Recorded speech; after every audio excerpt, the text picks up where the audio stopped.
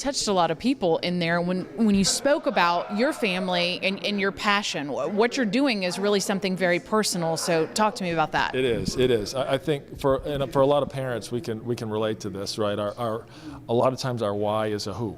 And for me, my who is my son Charlie. And Charlie, as I said, was diagnosed at 6 with autism. And so as parents, we were so focused on just what's the next step for him. And I tell the story that at first it was what's the next 5 or 10 minutes, and then it's what's the next 5 or 10 weeks or months.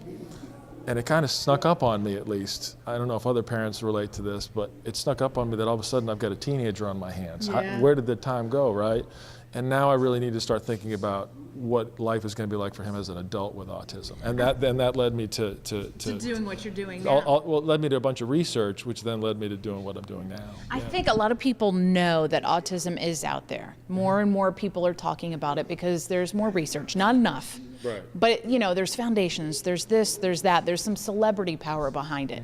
But what was stunning to me is that you talked about how there's all these children with degrees, with education, and they're still not employed. That was pretty shocking. That was the first stat that blew me away. That I said, all right, we've got college graduates on the spectrum, and 80% are unemployed. Like, that just doesn't make any sense. You can get through a 4-year college curriculum, college program, and yet you're unemployed.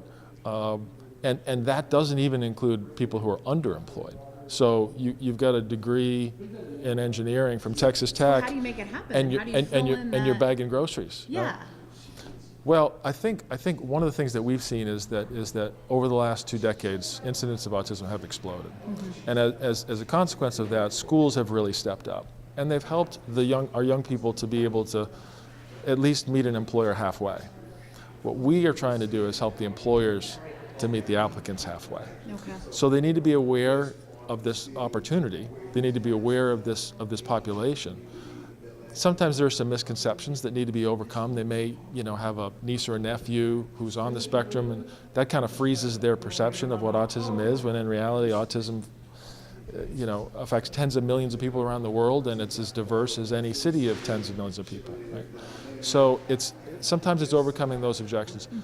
And then it's letting them know that you don't need to stand your business on its head to do this. There are a few simple things that you can do around how you interview, how you onboard, how you manage, that if you put those things in place, and we can help them do that, then all of a sudden you're able to tap into this workforce that not only is out there and underrepresented, but in some of these disciplines we're talking about, they're actually better than their peers. I mean, we're talking about programming or engineering or accounting. They tend to be better. They tend to outperform their peers. It's just, bottom line, give them a chance. They just need a shot. That's it. Very well said. Jeff, thank you Oh, my for your pleasure. time. We My appreciate pleasure. it.